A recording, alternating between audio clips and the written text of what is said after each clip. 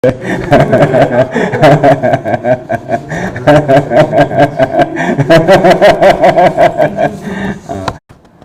na po. Ako titibihin na.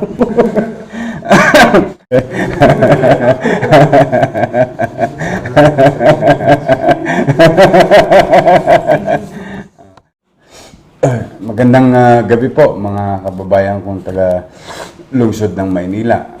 Sana po nasa mabuti kayong kalalagayan at malusog na pangangatawan ngayong gabi. At welcome po. Welcome po sa ating regular na reporting regarding sa katayuan natin dito sa kinakarap nating krisis atong COVID-19. Ito po ay araw-araw na ginagawa ng inyong pamahalang lungsod for more than 2 months now. Para na sa ganoon, kahit papaano kayo ay mabigyan ng gabay at mga guidelines or impormasyon na galing na mismo sa inyong pamahalang lungsod. At kung di man po kalabisan ay please share this broadcast to your friends, family, or community. At lalo na po mamaya-maya, meron tayong ilalahad na importanteng impormasyon patungkol sa second tranche ng ating CACAP o ng Crisis Assistance, City Amelioration Crisis Assistance Fund. No?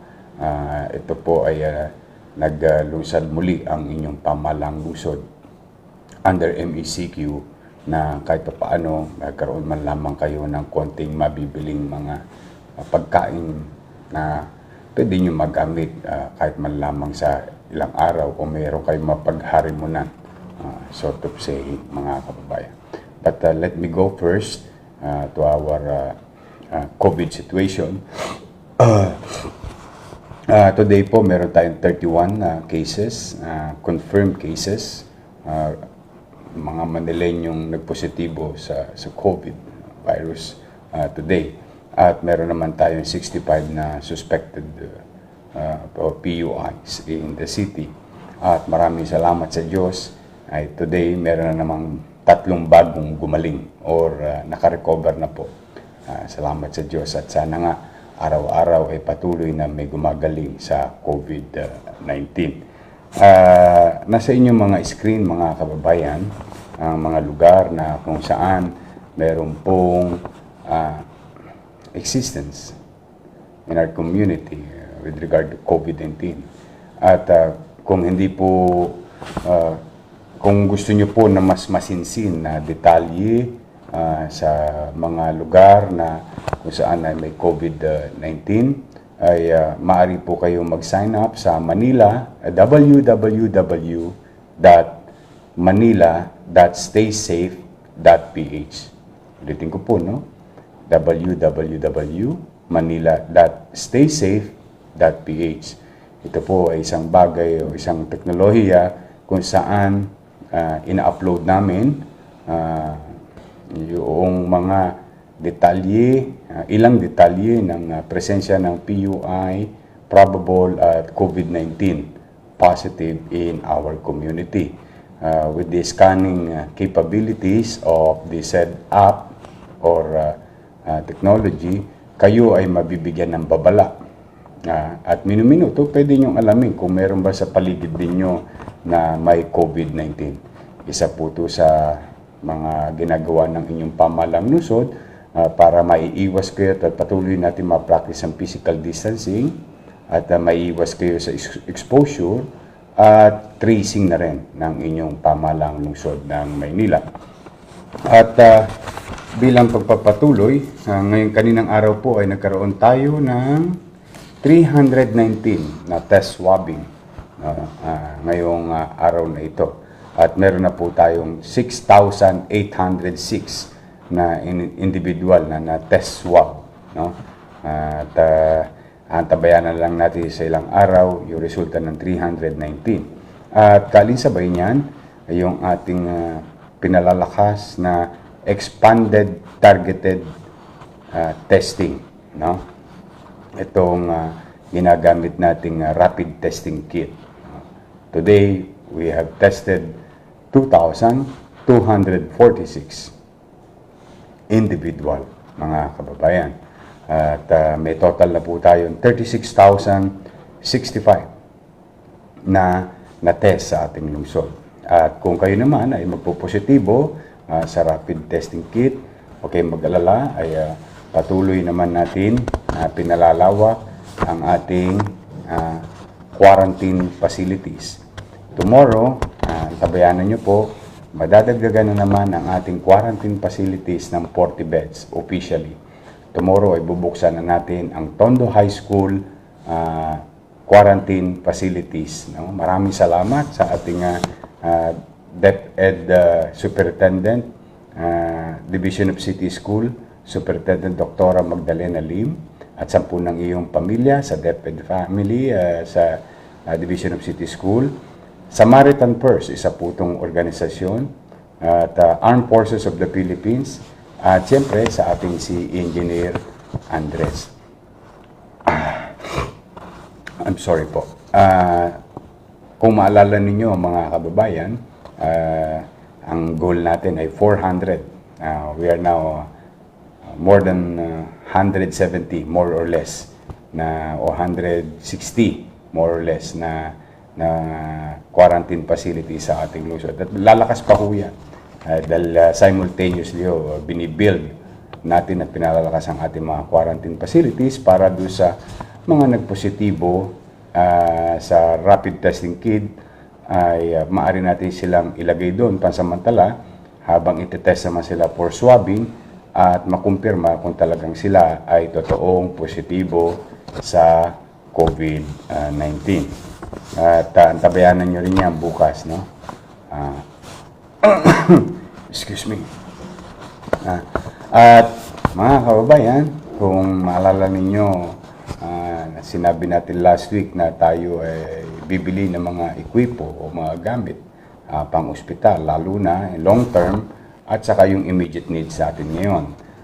Dumating na po yung 2 sa 8 na in-order natin na digital mobile x-ray. Ayan po. Natanggap na po ng pamahalang lungsod itong ating digital mobile x-ray. Nakakatuwa pong isipin na yung mga mahihirap nating kababayan o sino man na alam niyo napakamahal ho, napakamahal po ng magkasakit sa COVID. Lalo na pag napunta kayo sa pribadong ospital, talaga pong halos milyon po minsan ang nababalitaan namin. Dala ng mga gamit na ginagamit sa isang pasyente ay mamahalin talaga. Pero magkaganon man, I always wanted the best for you sa mga taga Maynila. So binibili natin yung mga magagandang makina, magagandang ekwipo o gamit na pangkalusugan. At para magbigyan naman ng the best medical care ang ating mga pasyente. Lalo na dito sa ating kinakaharap na COVID-19. So may darating pa tayong 6. So meron na tayong 2 analog na mobile x-ray. Meron pa tayong dumating kanina na 2 na digital mobile x-ray. Ang logic ko dyan, para po yung mga pasyenteng nahihirapan, ay hindi na po panikpanaog o pwede na pong dalhin sa kanilang kwarto yung ating social budget, no? Actually, hindi ko ma-imagine but nakakatuwa lang ho. Sorry mga kababayan, na-excite lang ako. Hopefully, I'm happy that these things are mga pangarap natin. Unti-unti natin nakikita. Makamit naman ng ating mga kababayan sa lungsod. Kahit tayo ay public hospital, we are fully equipped as much as possible, no, mga kababayan. So, yan po ay nailagak na sa Manila Infectious Disease Control Center at saka sa Santa Ana Hospital at saka sa Sampaloc, sa Hospital ng Sampaloc. At antabayanan na lang natin yung iba pa nating paparating ng mga ekwipo. Pero pa tayo, katulad na nasabi ko sa inyo mga kababayan, magkakaroon tayo. Meron ka bang picture, Julius? Yung kino-construct ngayon. 24 hours ang construction po ng ating laboratory, no? Sa tinatayo nating PCR laboratory. Ito pong PCR laboratory, isang long-term approach ng inyong pamahalang lungsod laban sa COVID-19. Ang isa pong testing, para lang po magka-ideya kayo, for purposes of practicality, ay maabot po halos sa pinakamura 5,000 piso. Pagka medyo mahal po, 8,000 ang isang swab testing. Complete po yan, no? Hanggang sa lumabas ang resulta. Kaya naisip ng inyong pamahalaang lungsod, dahil milyon po tayo sa ating lungsod, ay magtayo rin ang sarili nating PCR lab test. At tayo naman ay pinagpapasalamat ko, pinagpapauna ko na sa DOH sapagkat bago natin kinonstruct yung ating mga pasilidad ay kinonsulta muna natin ng DOH. Maraming salamat sa DOH family. Sorry po kanina pa ako nasasamid sa sinisipon. So, yan po mga kababayan. Magkakaroon tayo ng testing facilities. Ayan na po. Ayan po mga kababayan, yung ating construction ng PCR testing laboratory. Okay. Bilang pagpapatuloy ay ganun pa rin mga kababayan, katulad ng isang araw nang nilusad natin ang kampanya naman laban sa dengue. Tuloy-tuloy po ang information drive and education campaign activities at effort ng inyong Manila Health Department para sa mga barangay. Kasi ayoko naman puro COVID lang tayo. Baka mamaya naman makaligtaan natin na meron tayo mga polio, meron tayo tigtas, o tipos, o yung dengue, o ito rin po, mga TB, si Jet saka si Julius, hindi ko alam kung may TB na rin sila. TB sa likod.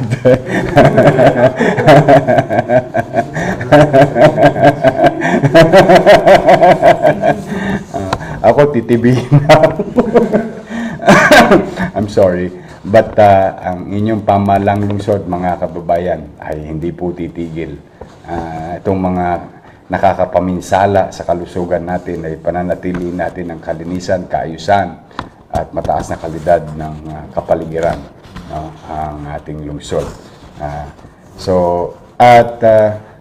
Yung kahapon po ay nakipag-usap po tayo sa mga transport sector, no? Pejoda, Pasang Mazda, at mga truckers, and all other things bumabiyahe sa 4 na gulong. At yung meron po silang sinumiti sa atin, kasi po, kung maalala ninyo, bukod sa regular na nakakasama ang ating mga driver sa mga ayuda ng inyong lungsod, ay binibigyan po natin ng extra itong ating mga driver ng jeep, no? Yung Pejoda, Pasang Mazda, sa Pandakan Transport, no? Sila po ay nagkamit kanina ng isang sakong bigas. Maraming salamat kay Director Biyahe at sa lahat ng mga taga-MTPB. Sila po ang nagdi-deliver niya sa mga driver dito sa lungsod. Ito po ay second tranche of second tranche. Ibig sabihin, second tranche na po yan, yung isang sakong bigas, at sila yung mga hindi nabigyan ng second tranche. O kaya po, pinipilit natin hanapin ang mga taong talagang hindi nabibigyan at o nawawala sa listahan. I'm happy sa ating mga barangay, sa ating mga jeepney drivers. Kahit pa paano, may mapag-aharimunan sila sa loob ng 1 buwan. Ulam na lang ang problema, no? But alam nyo mga kababayan, ang transport group ang unang-unang naapektuhan. Unang araw pa lang ng ECQ, sila na po agad yung unang nawala ng hanap buhay. Kaalinsabay niyan, no? Mga sidecar boy, mga kasamahan kong sidecar boy, at saka mga tricycle driver. Bukas, ang inyong pamahalang lungsod ay magbibigay ng konting ayuda ulit sa inyo, no? Sa lahat ng TODA at saka mga sidecar boy, sa mga asosasyon ninyo. Umaabot po kayo humigit kumulang 13,000 pedicab drivers at saka tricycle drivers. Bukas po ay antabayanan ninyo ay may padadala po kaming konting tulong ng inyong pamahalang lungsod. At at the same time, isa sa mga ni-request sa atin ng mga asosasyon ng jeep, no, sa Maynila ay yung thermal scanner. So nagpadala tayo ng 30 thermal scanner sa PEDUDAP. Nagpadala rin tayo ng 30 thermal scanner sa Pasang Mazda. No? Follow-up report. Kahapon po, pagkatapos namin mag-meeting ng mga transport group, ay biglang na-report sa akin na yung isang bahagi ng Rojas Boulevard ulit. No? Naalala nyo, nung ako po hindi pa mayor, may bumagsak na portion sa may aristocrat. At sa awa naman ng Diyos, wala naman hong napinsalang individual. Pero nawasak ko yung truck at yung kargamento. At ayaw ko pong mangyari yun, kaya ang inyong pamahalang lungsod ay nagpa-inspeksyon ng mga kalsada at bigla natin natagpuan ang biyak. Nabiyak po yung kabilang side naman. No, buti nabibiyak pa lang. No? Siguro ito dahil sa paggalaw ng mundo. Naalala nyo nung about a week ago nagkaroon ng earth movement. So napansin ng ating mga taga-MTPB at saka Department of Engineering ng Maynila through Engineer Andres na nagkabitak yung buong Rojas Boulevard kung galing kayo ng Luneta papuntang CCP. Ngayon, mga kababayan, gusto namin ipabalita sa inyo, gusto namin ipatid sa inyo. Ayan na po. Sorry. Ayan na po yung plano, mga kababayan. I-rehabilitate na rin po agad.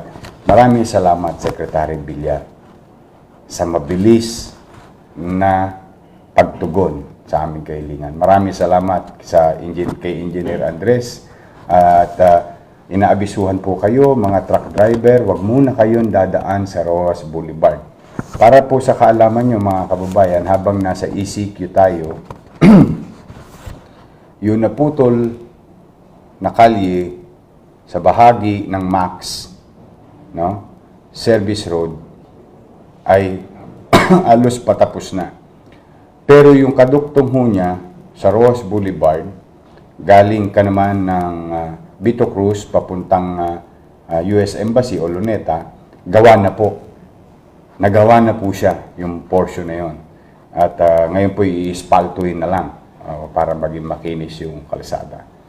Ngayon po, itong ang nakita natin kahapon, ay gagawin na rin po. Ito naman ho yung kabilang side, o tinatawag natin southbound.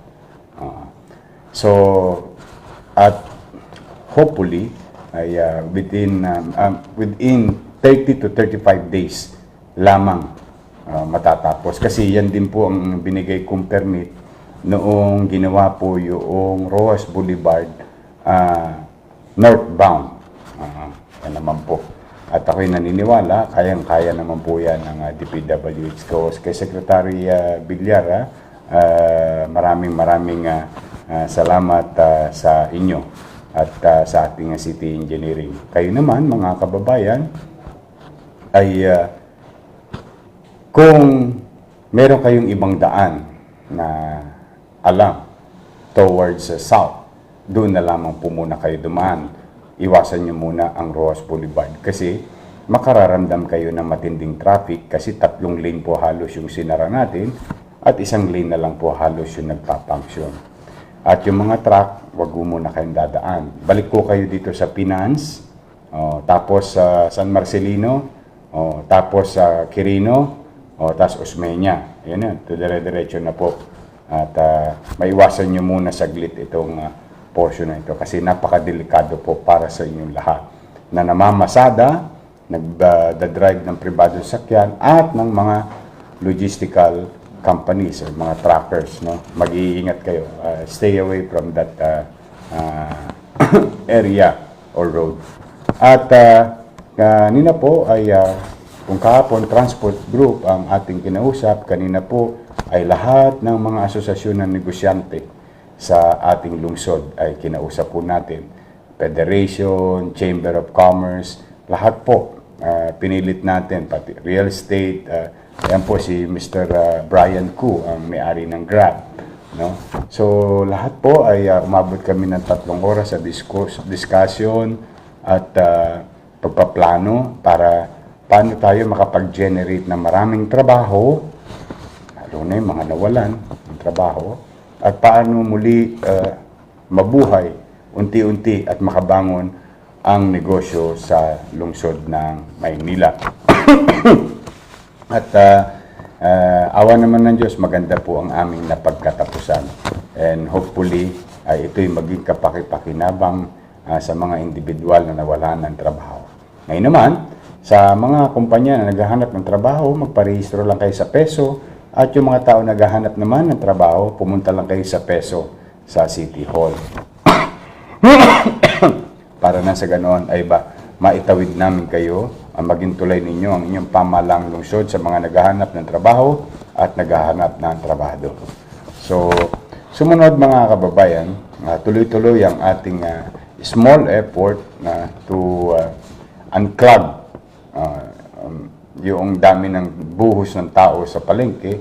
Kaya ang Kadiwa rolling store natin ay tuloy-tuloy po araw-araw. Maraming salamat sa ating mga partners, no? At lalo na sa Department of Agriculture, sa Tinapayan. No, yan, di ba? Yung nagtitinda rin sila ng mga murang tinapay. Sorry po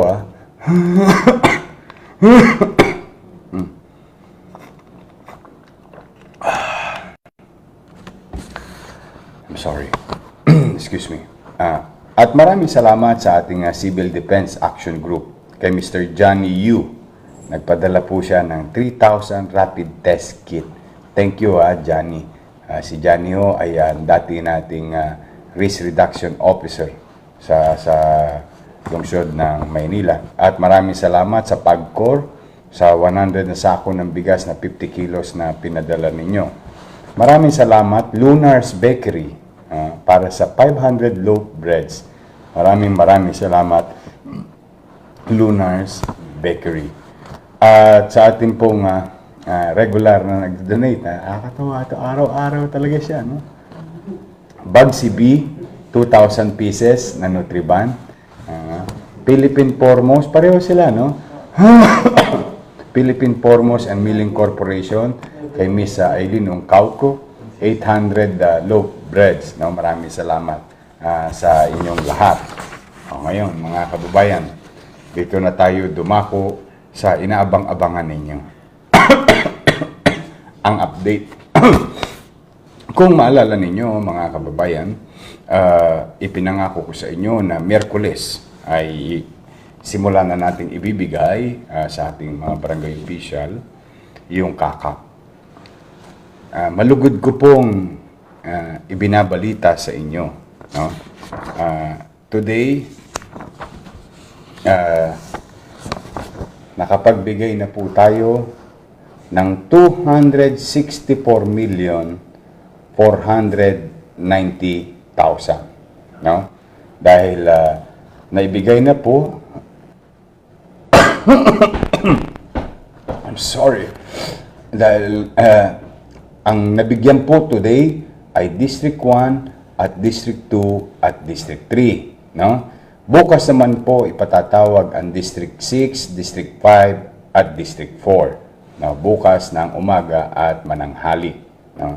Ang total po sa District 1, 123,310 families composed of 123,310,000 with the total of that money.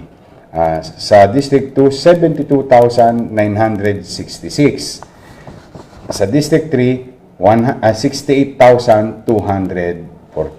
Ngayon, mga kababayan, Ang total na barangay po na nag-claim today is 346 barangay.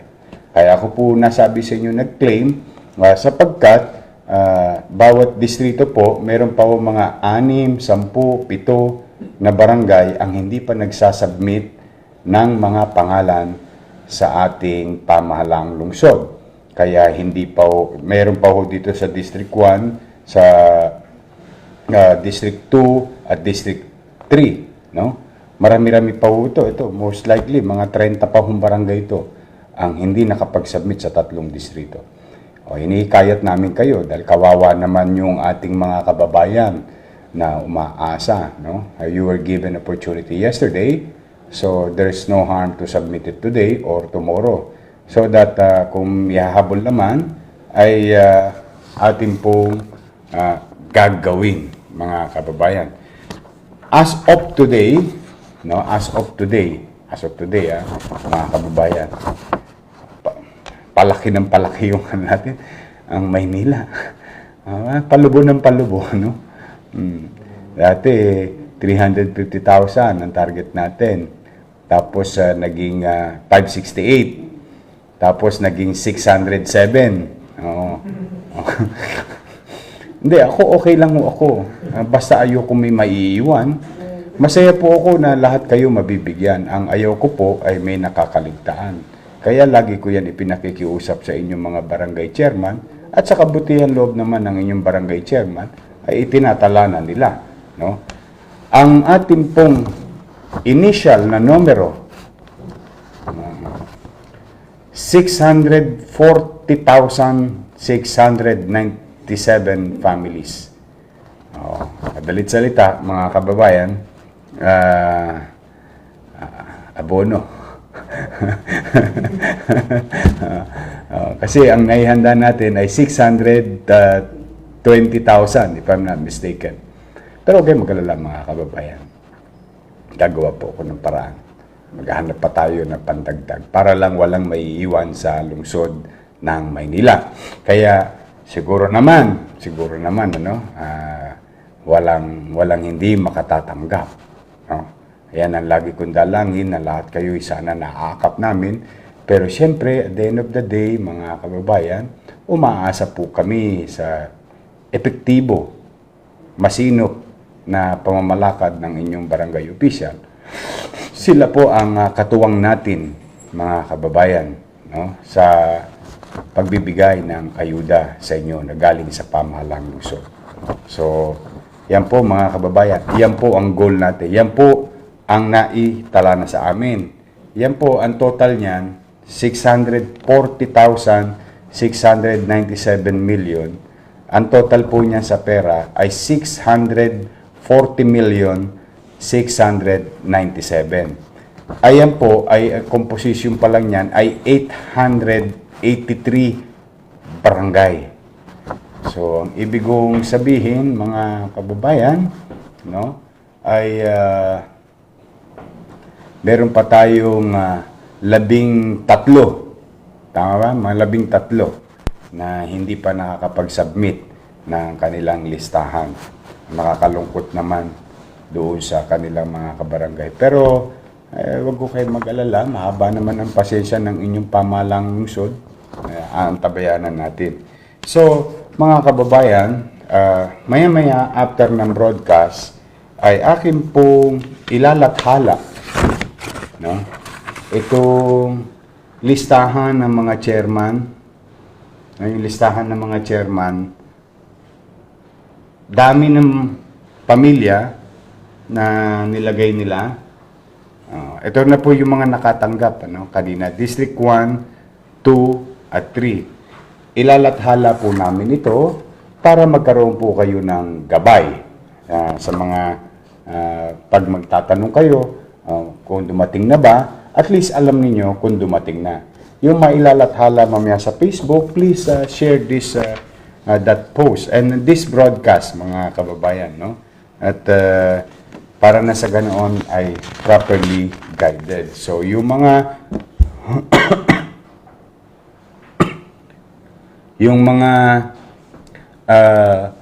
taga District 4, 5, at 6. Ngayong gabi po, mga kababayan, tinatawagan na po ang inyong mga barangay chairman kung anong oras po sila bukas dito sa City Hall. Mabilis lang naman yan. At natutuwa po ako, thank you very much sa mga barangay chairman ng District 1, 2, at 3. Ang dami na nagpo-post kanina. Nagbigay ho tayo 5 o'clock. Ano lang po ngayon, mag-aalas 10 lamang. So talagang matutuwa ka naman sa mga chairman kasi maabilidad di ba? Talagang yung alam mo yung makikita mo yung malasakit. Nasa kanila na, pinamigay na nila agad. Kasi nakita ko po marami na po nagpo-post. So sa mga chairman, maraming salamat sa inyo. So mga kababayan, antabayan na ninyo para po pagka nagtatanong kayo minsan, gagawin ko na lang po itong post namin, ipipinto top ko. No? Ipapinto top mo nga, Jet, Julius, para na sa ganoon madali makikita ng tao. At para maging guide nyo rin, mga kababayan, na alam niyo na ang inyong barangay ay nakatanggap na. Kaya dapat makatanggap na kayo. Ulitin ko po, no? Ang hinanap namin listahan, ito po, mga kababayan, para maliwanag tayo. Isang pamilya, isang bulig. Maliwanag po. Wala pong cheche-bureche, Para importante lang na, kasi sinisimplify ko lagi yung rule. Mahirap, middle class, mayaman. Lahat tatanggap. Sa isang bahay, maaaring 2 o 3 ang pamilya. Kaya dapat sa isang bahay na yon, napabilang na yon, ang dami ng pamilya, siya din ang kailang matatanggap ay tig-1,000. Isang pamilya, ulitin natin one family, 1,000. Okay. So mas malinaw na malinaw po yung rules, And I hope you are properly guided, and please share that to your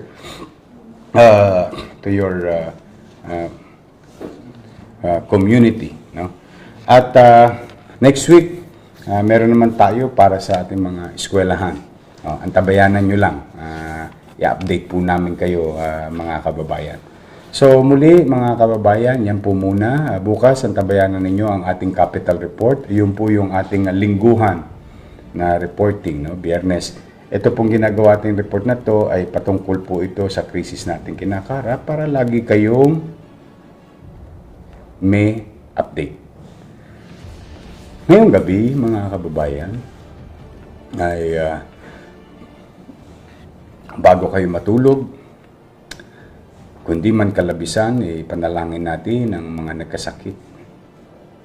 Nanaway, hagkan sila ng Panginoon Diyos ng kanyang kamay at nang sila'y gumaling na. Isama rin natin sa ating panalangin ng mga taong nahihirapan sa mundo, sa lungsod. Hirap na nga, nagka-krisis pa, doble-doble hirap. Ipanalangin din natin sila na makaawa na sila sa kanilang kinalalagyan. At minsan sa buhay, mga kababayan, anumang hirap ang ating dinadanas, wala rin masamang magpasalamat sa Panginoon Diyos kung ano meron nasa harapan natin. Huwag natin hanapin ang wala. Ikalugod natin kung ano meron sa harapan natin.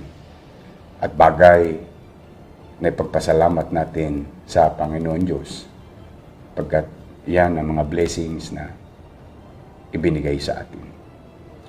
Ipanalangin din natin ang mga nasawi sa mga panahon na ito, lalo na yung ating mga frontliners na naging biktima rin ng COVID-19. Panalangin din natin ang kanilang kaligtasan ng mga frontliners ngayon. Police, barangay official, health workers, at ang kanilang mga pamilya. At kung ano man ang inyong pamamaraan sa pananalangin, ano man ang inyong relihiyon, ako'y naniniwala na isa lang ang paniwala natin. May mas makapangyarihan, higher being sa ating lahat. Please ask God to guide us. Sabi nga, after everything said and done, do your best and God will take care of the rest. At sa inyong lahat ngayong gabi, pumanatag kayo mga kababayan na ang inyong lingkod, 10 ng aking mga kasamahang namamahala dito sa pamahalang lungsod. Pipilitin namin maging episyente, maglilingkod po kami ng tapat sa inyo at pagbubutihan po namin. Magandang gabi po. Pagpalain nawa kayo ng poong may kapal. Hanggang sa muli. Maraming salamat po.